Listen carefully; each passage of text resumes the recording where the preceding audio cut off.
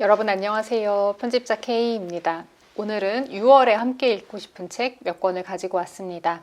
첫 번째 책은 사실 이 책 최근에 많이들 읽고 계실 것 같긴 한데 그냥 지나칠 수는 없겠다라는 생각이 들어서 저도 보여드리려고 해요. 바로 권여선 작가님의 각각의 계절입니다. 각각의 계절은 소설집이에요. 아직 멀었다는 말 이후에 3년 만에 출간하시는 소설집이고 각각의 계절이라는 제목의 단편은 없습니다. 근데 수록작 중에 하나인 하늘 높이 아름답게의 마지막 문장에서 따온 제목이라고 해요. 작가님의 그 제목에 대한 변을 들어보면 인생에는 각각의 시절 혹은 각각의 계절이 있고 그 각각의 계절을 나는 데에는 각각의 힘이 필요하다. 내가 어떤 사람이었고 어떤 힘을 가지고 있었고 하는 것들로만은 다 헤쳐나갈 수 없는 인생의 어떤 그 각각 그 시기에 걸맞은 새로운 힘이 매번 필요한 것 같다라는 의미를 담으셨다고 합니다.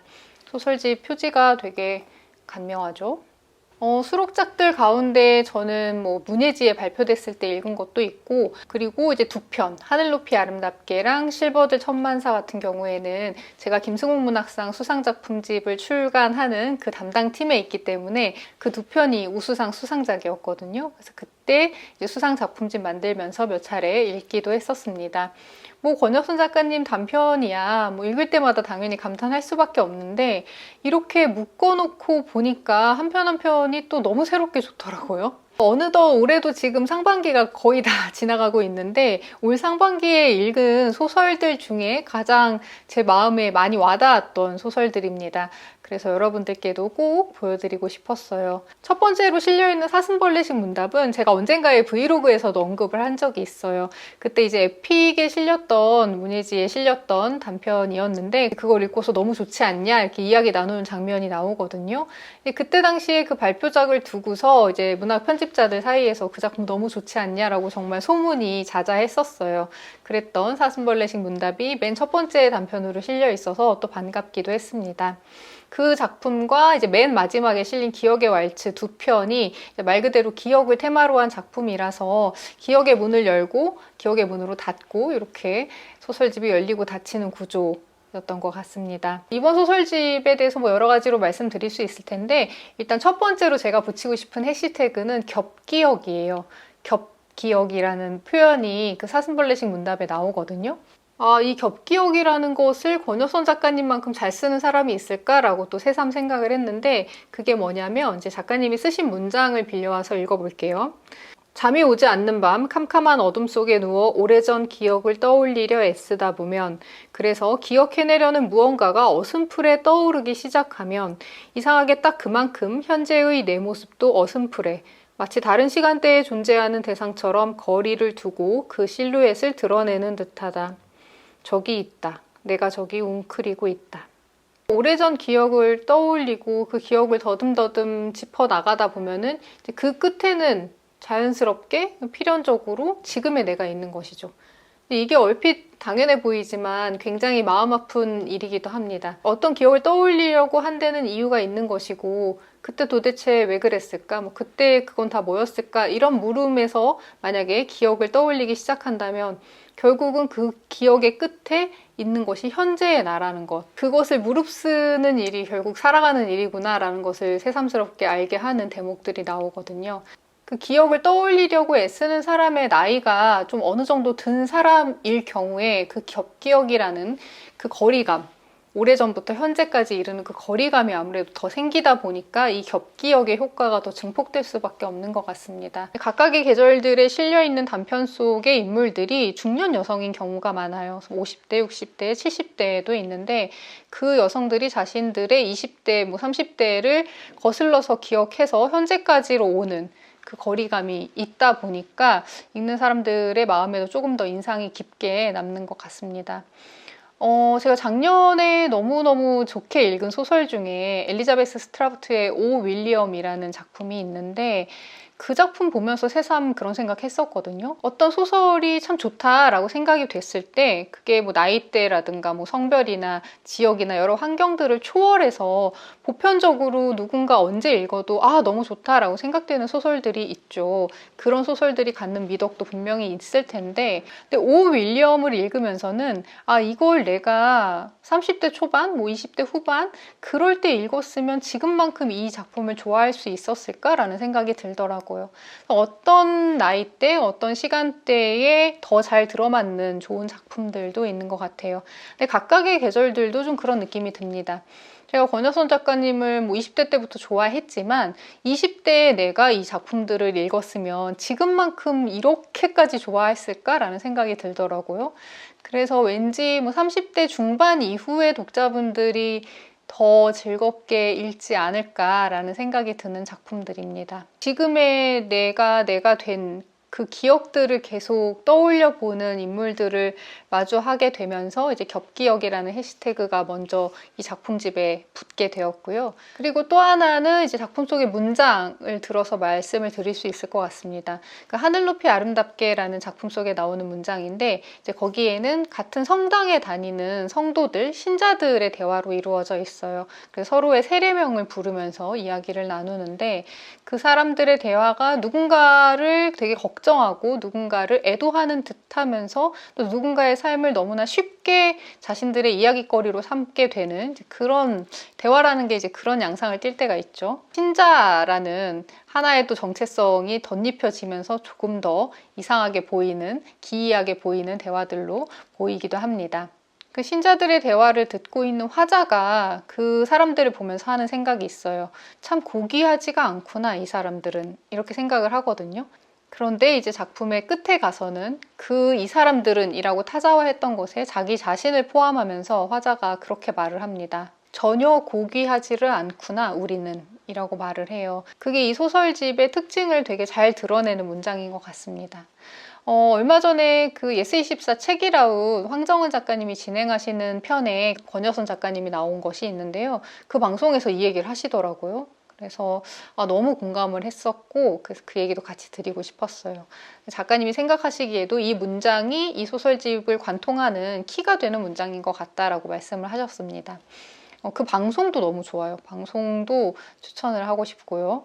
그리고 소설 속 인물들이 기억을 떠올리고 그 기억을 지금에 와서 다시 해석하고 그리고 그 기억으로부터 얼마나 멀어졌는지 또 동시에 얼마나 조금도 멀어지지 못했는지 뼈아프게 느끼는 장면들이 정말 이거야말로 프로 소설가들이 보여주는 극강의 경지다라는 생각을 하면서 한 편 한 편을 너무 감탄하면서 읽었어요. 각각의 계절 추천해드리고 싶고 그리고 그 사슴벌레식 문답이라고 맨 처음에 있는 작품 제가 좋아한다고 말씀드렸는데 그 문답법 보시고 많은 분들이 오랫동안 어떤 그 같이 읽은 사람들 사이에 밈처럼 쓰시지 않을까 싶어요. 저희 팀에서도 이거 읽은 친구랑은 계속 그 사슴벌레식 문답으로 종종 이야기를 나누거든요. 여러분들께도 인상적인 문답법이 되지 않을까 해서 그 단편 특히 추천을 드려보고 싶습니다. 두 번째 책은 에이징 솔로. 부제는 혼자를 선택한 사람들은 어떻게 나이 드는가. 이 에이징 솔로라는 제목과 부제를 들으시면 딱 어떤 내용일까 짐작이 되시죠?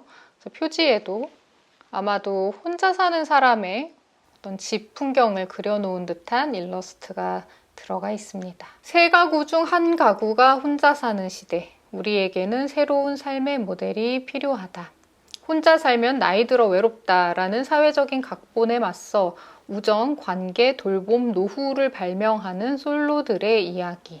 대단하죠? 세 가구 중에 한 가구가 혼자 사는 시대래요. 그래서 통계를 보면은 2021년 기준으로 1인 가구가 33.4%에 이르러서 소위 정상가족이라고 불리는 부부와 자녀로 구성된 가구보다 많습니다. 굉장히 흔해졌는데 이런 삶의 유형이 아직까지도 어떤 사회적 인식으로는 좀 비주류로 보이고 심하게는 비정상으로도 보이는 이런 세태에 대해서 이 책의 작가인 김희영 작가님께서 좀 구체적인 통계를 들고 실제로 혼자 사는 삶을 잘 꾸려가는 사람들의 이야기를 취재하고 인터뷰를 해서 그 내용을 바탕으로 쓴 책이라고 할 수가 있습니다. 이렇게 1인 가구가 예전에 비해 대폭 늘어나고 있고 그것은 이제 분명한 사회 현상이 되었는데 이 작가님이 보시기에는 이제 이 사람들이 이런 삶을 나는 잠깐 이렇게 혼자 살고 당연히 결혼할 거야 이렇게 생각하는 사람도 있지만 이제 그렇지 않은 사람, 자연스럽게 혼자 사는 것을 받아들이고 이것이 나의 삶에 어울리는 방식이다, 내가 바라는 비전이랑 어울리는 방식이다라고 생각해서 자연스럽게 1인 가구로서 계속 나이 들어가는 사람도 당연히 많아지고 있는데 이 사람들이 나이 들었을 때 어떤 모습일지 조금 더 구체적으로 들여다볼 필요가 있다고 생각하신 거죠. 물론 이제 노년이 되면은 1인 가구가 되는 사람들이 많죠. 전통적으로는 배우자와 사별을 한다거나 이혼을 한다거나 이제 그런 방식으로 혼자 남는 노년이 많아졌다라면은 이제는 그렇지 않고 애초에 1인 가구로서 노년까지 쭉 다이렉트로 그 삶의 방식이 이어지는 것이라는 거죠. 그러니까 이전과는 아예 다른 풍경이 펼쳐질 거다라고 얘기하는 책입니다. 이 책에서 말하는 혼자 사는 사람을 정의하는 기준에 대해서 읽어볼게요.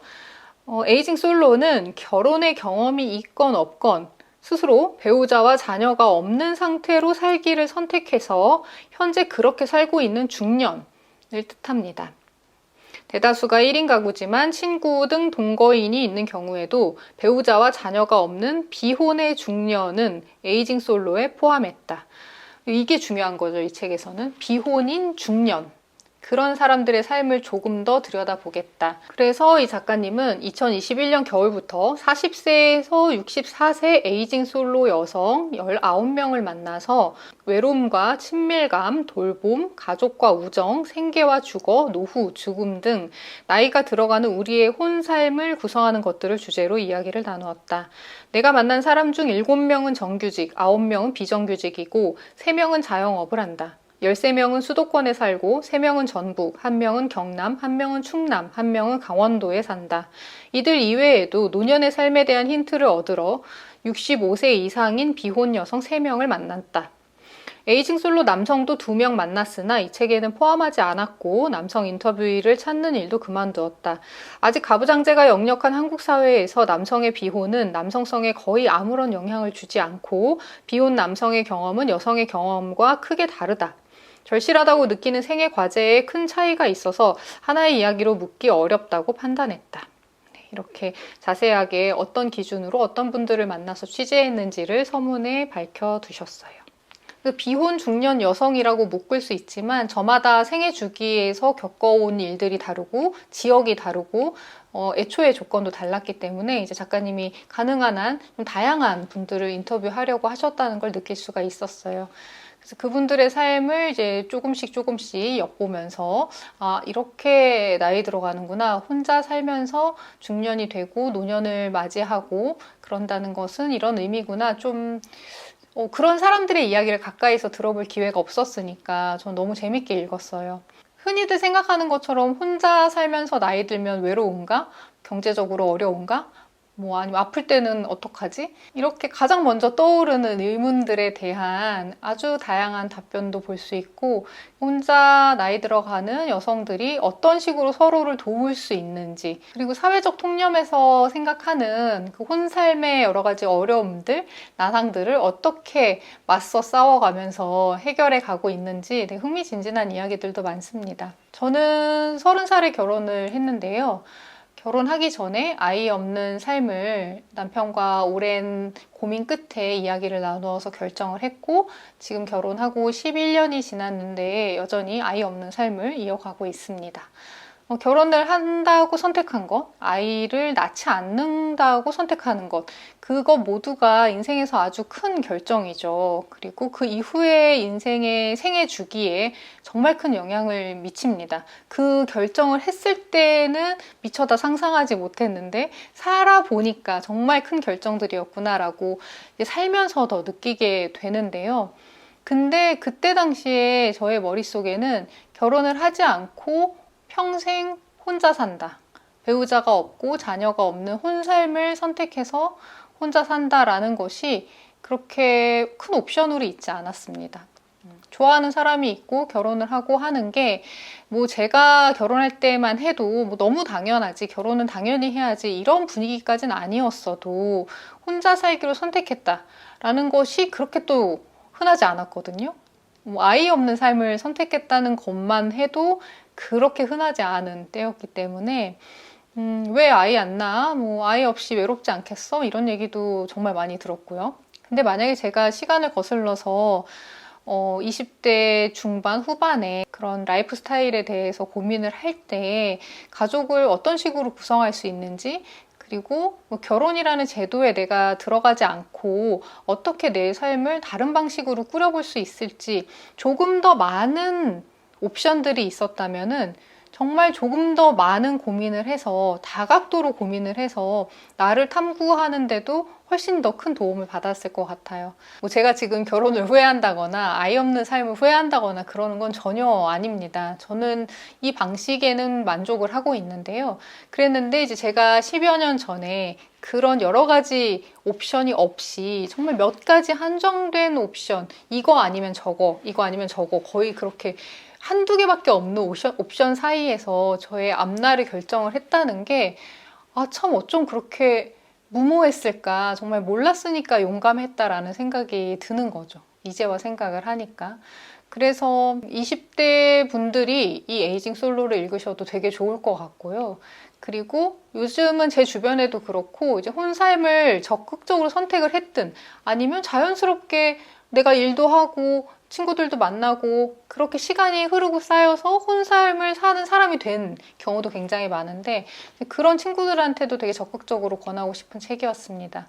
그리고 저처럼 결혼을 했지만 뭐 아이가 있을 수도 있고 없을 수도 있을 텐데, 그런 사람들에게도 어찌됐건 내 남은 인생을 꾸리고 뭐 노후를 맞이하고 그러는 것은 분명히 또 거쳐야 될 삶의 단계이기 때문에 그런 완전히 다른 혼삶이 아닌 삶을 선택한 사람들에게도 이 책이 시사하는 바는 분명히 있을 것 같아요.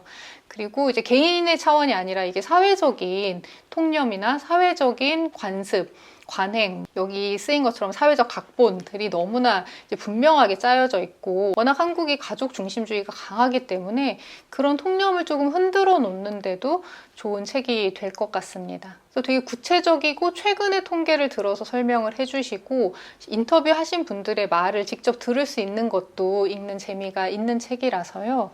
이 에이징 솔로 권해드리고 싶어요. 그리고 세 번째 책은 지금 제가 앞부분 조금 읽고 너무 좋아서 바로 가지고 왔어요. 뒷부분은 아마 저도 여러분들과 비슷한 속도로 읽게 될 것 같은데요. 예쁜 책입니다. 종이로 만든 마을.